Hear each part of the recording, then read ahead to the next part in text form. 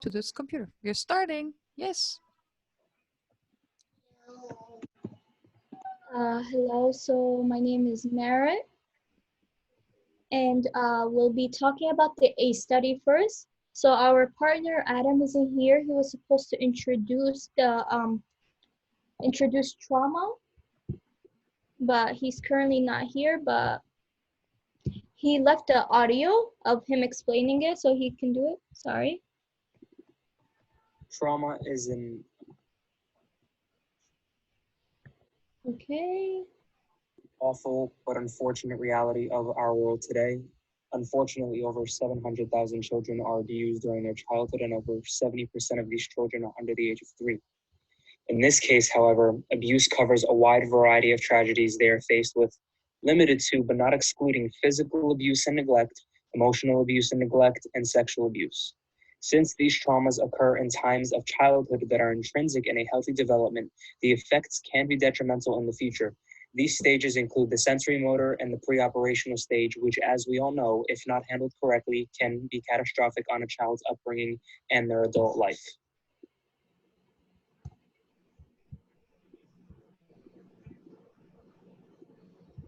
Trauma in and of itself does not need to consist of abuse all the time. However, certain events that can occur in someone's life can be qualified as life-altering trauma. For example, a death in the family, a car accident, or even a fight gone awry.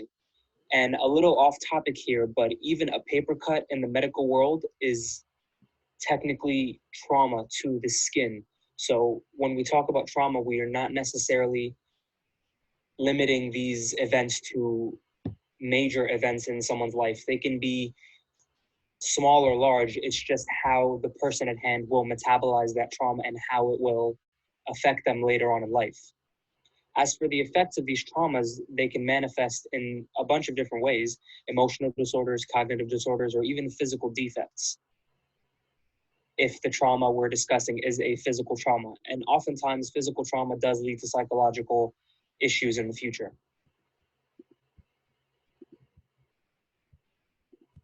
In this study, they used data from a previous study that was also in relation to the ACE method or ACE test. Oftentimes, researchers use data from past studies just to avoid redoing the calculations, because if the information is the same, the calculations will surely be the same as well. Now, as far as the demographics in this particular study, the sample was relatively large, 7,645 subjects from a local media group. The problem with most studies is they don't have a diverse enough group for their subjects, which often leads to the results not being credible or representative of that particular group. Now, for this study, 75.2% were Caucasian, 10.7% were Hispanic, 7.6% were Asian, 4.1% were Black, and the other 2.4% were other races or ethnicities. Roughly 53% of the participants were female, leaving an estimated 47% being male. The ages in question were ranging from 19 to 97 years of age, which is a excellent span.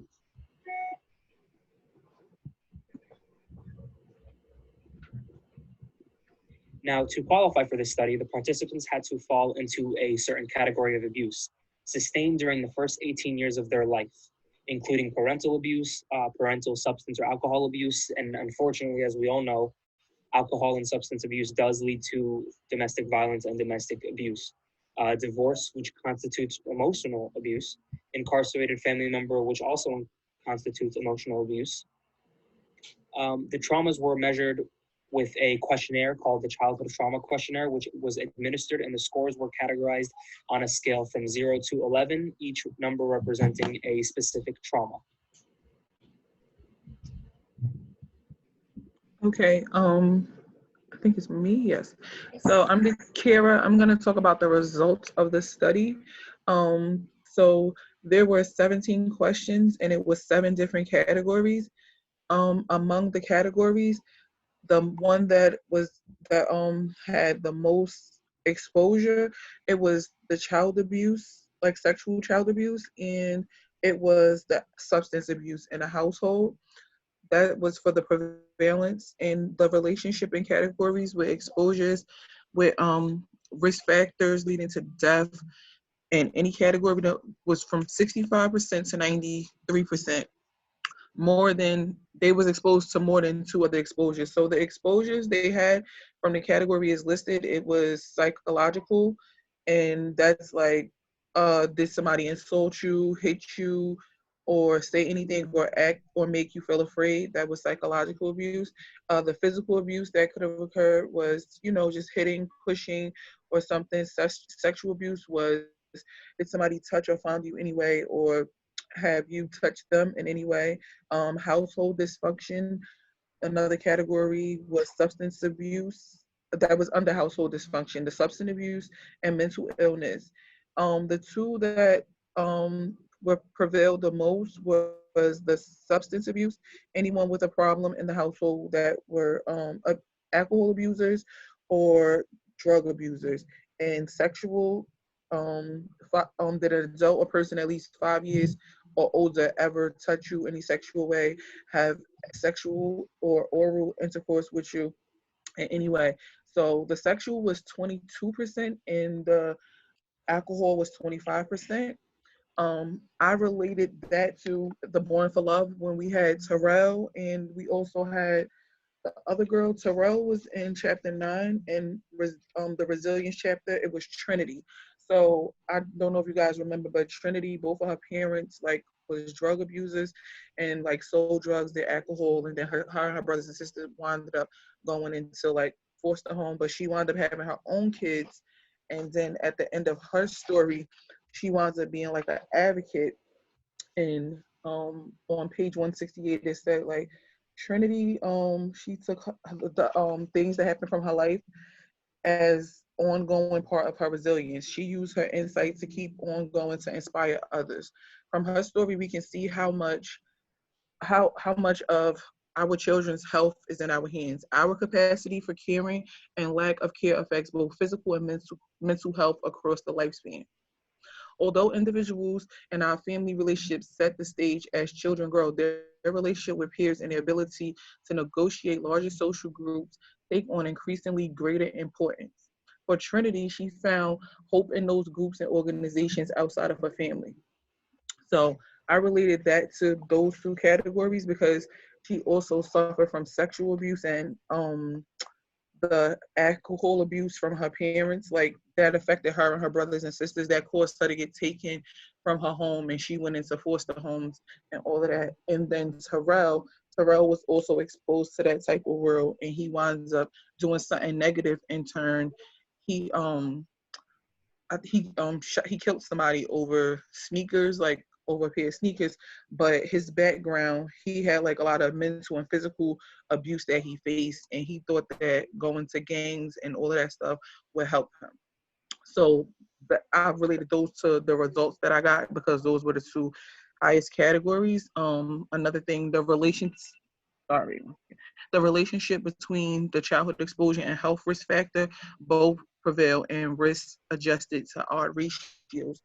So I don't know if you guys have the chart, but I'm looking at the chart from table 1 on the adverse childhood experience study. So 1 second. From a sample size of the categories, how the ratio was, the sample size was 3,861, and 56 people recorded having no risk factors, and then people that had up to 4, it was 29 people.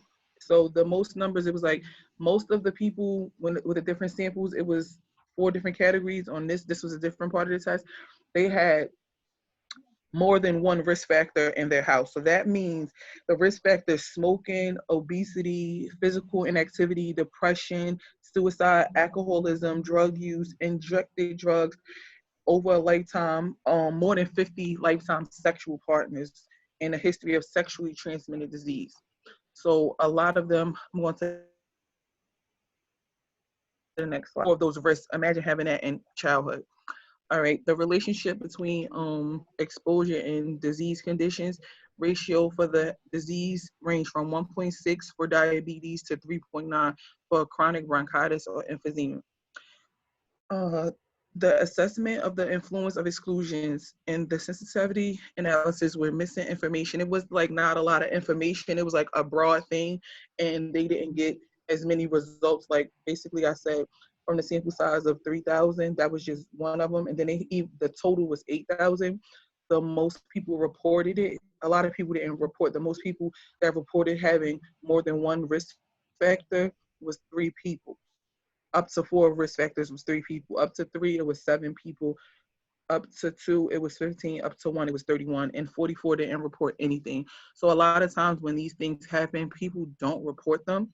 So that leads like to the imagination, like you know that the effects that as a child you won't say things and you might be afraid to say things, but as an adult, they might report these things. So that's why the study was like a little bit different. To me, I felt like the results would have been better if maybe the people were able, if you were able to talk to your parents, if you had a better communication. But the childhood, the number of categories of childhood exposure by demographics, by like the race, were found among older people, white or Asian people, or college students, because the age associated with the child and the exposure, as well as many health risk factors and disease outcome or prevalence estimates in the tables, was adjusted for the age. So like I said, the older there was, the more there was reported. The younger people didn't report it. And it was a strong relationship between the number of childhood exposures and the 10 risks. For example, among persons with no childhood exposure, 5% had none of the 10 risk factors, whereas 40% of the people with categories of childhood exposure had no risk factor. So relaying it also to real life, from like not my personal experience, but knowing people, like I know like family members who children who have been in and out of like child protective services due to them having like drug abuse and sexual abuse, and it affected the children a lot. As adults, the children have like a lot of mental problems, have like a lot of health issues, and I think that if they were tested or if they did get the type of treatment they need, it would be a little different. Merritt, you can go. Okay, so we spoke about the beginning of how the ACE study begins with trauma. We spoke about the results of the test, and we can speak about the limitations. So what are some things that can be improved about the study? So the underlying problem with much of ACE's research is that it relies on correlation between childhood adversary and later in life health and behavioral problems. But we all know correlation is not causation. So if you read the article, there's a lot of like subtitles: childhood exposure and clustering of health factors, relationship between childhood exposure and disease conditions. But like we know, correlation is not always causation. Maybe these health risk factors weren't from trauma, but something else later in life. So many things can happen over a person's life that isolating adverse childhood experiences from the millions of influences and experiences that followed is very difficult.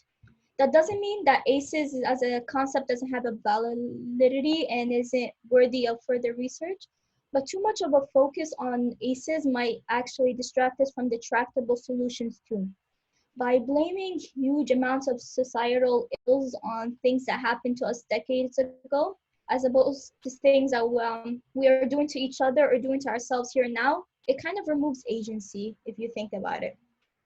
So in addition, the ACE study list of preventable childhood adversaries omits certain domains, which are judged by many developmental researchers to be important in predicting life-term health and well-being outcomes. So the ACE study model is like missing peer rejection, exposure to violence outside the family, low socioeconomic status, and poor academic performances.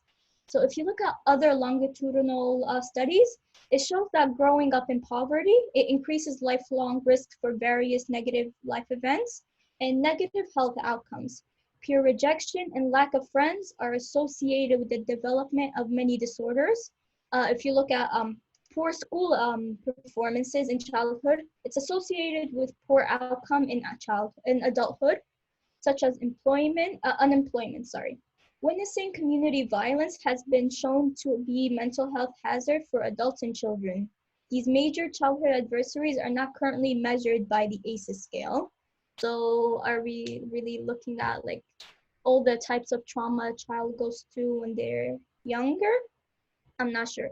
So also when you look at the test, they said the probability of someone with factors or diseases reporting adverse childhood experiences may either be high probability or low probability.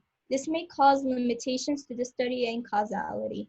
So basically, if either like you have like ACEs, you that might be like a very high probability of why you might report it.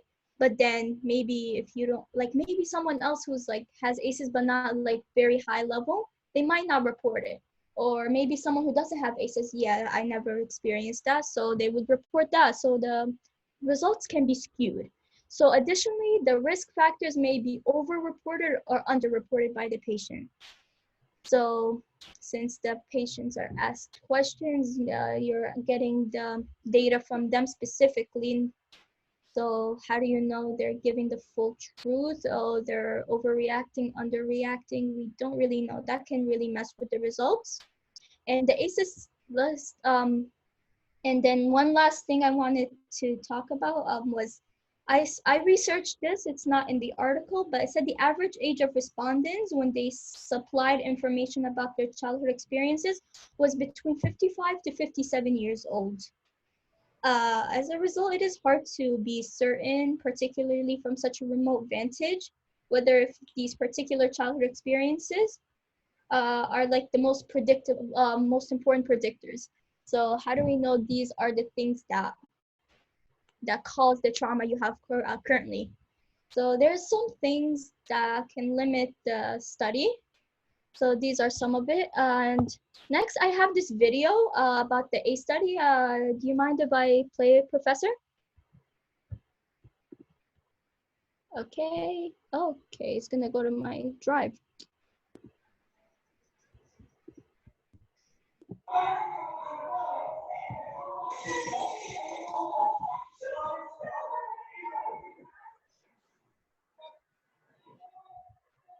My parents don't understand. All the drinking and fighting means I'm scared.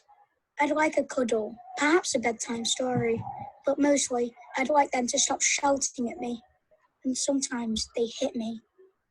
Feeling scared every day and not feeling loved or wanted will change me for the rest of my life. Later, I'll have problems at school, problems with alcohol, and I'll get in trouble with the police.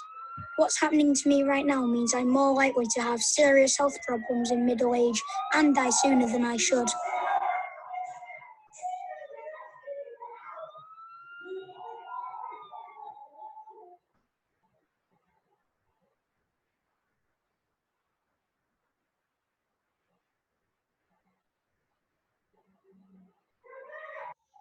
Doctors say my life is full of adverse childhood experiences, or ACEs. But in my world, this means I see my dad hitting my mum. Dad's got a drinking problem, and mum's always crying, even with the tablets. I am always being shouted at and hit. After the booze and fags, there's not a lot of money for toys or clothes, or even food. I'm getting used to being scared all the time. Now I'm just angry. Doctors say things are changing inside me. My brain isn't learning how to control my feelings properly. My body can't relax like those kids who don't have ACEs, so my body won't be able to repair itself properly when I get older, making it more likely I'll get cancer or heart disease as an adult.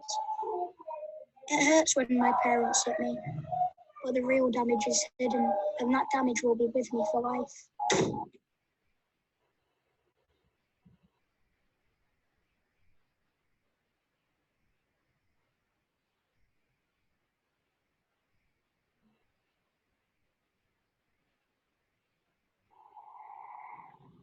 I drink and smoke.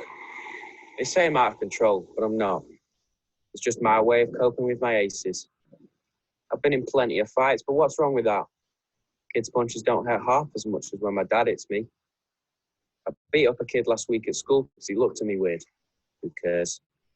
I ended up with more time out of school. Learning's not for me anyway, and the teachers don't care any more than my parents. I don't like the way anyone looks at me except my girl. She's 16 and pregnant, just like my mum was with me.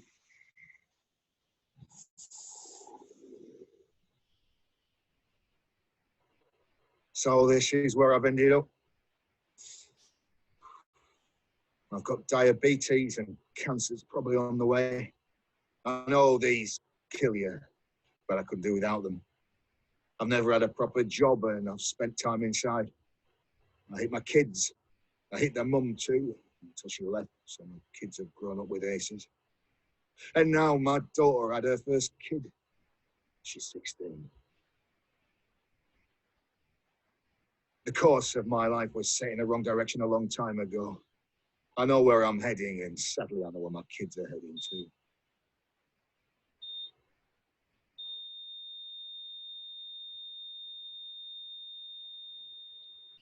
This doesn't have to happen. A little help in childhood makes a big difference to where life takes you. When I was a baby, the nurses noticed that my mum wasn't coping and helped her and explained how important my childhood is to the rest of my life. So, with a bit of help, she coped. The police came round after next door complained about the noise from mum and dad fighting. They asked how I was feeling. I told them I was scared all the time. Mum and dad got help. The shouting got better and the hitting stopped. I even got some bedtime stories. I still had problems at school, but the teacher asked me about what was happening at home. I got help controlling my feelings. It wasn't a lot, but it was enough. I'm now married with 2 children, and I've got a job most of the time. I haven't repeated the same problems with my kids. We got help when being a parent got too much. Our children are ACE-free, and that means their kids stand a good chance of growing up ACE-free as well. Almost half the people in England and Wales experienced 1 ACE as a child, and 1 in 10 of us suffered 4 or more ACEs. If we stop ACEs, millions of children would not become smokers or binge drinkers, and levels of violence in adults would be cut in half. Fewer ACEs in childhood also means fewer adults developing diseases like cancer, heart disease, and diabetes in middle age. We all need to be ACE aware. Are you? Doctors, police, nurses, teachers, firefighters, and most importantly, parents. The more you know about ACEs, the more you can help stop children growing up with ACEs in their lives. And for those of you who have already suffered ACEs, the more you know, the more you can help yourself and others who have suffered ACEs cope.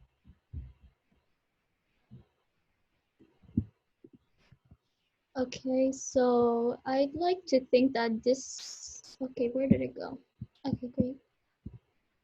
So I'd like to believe that this, like ACEs, as well as it can impact us, that it can also be reversed if we can get the help we need or the help someone else need. If you know someone who's struggling with their family issues.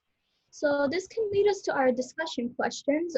First one is, should ACE be a mandatory test in school?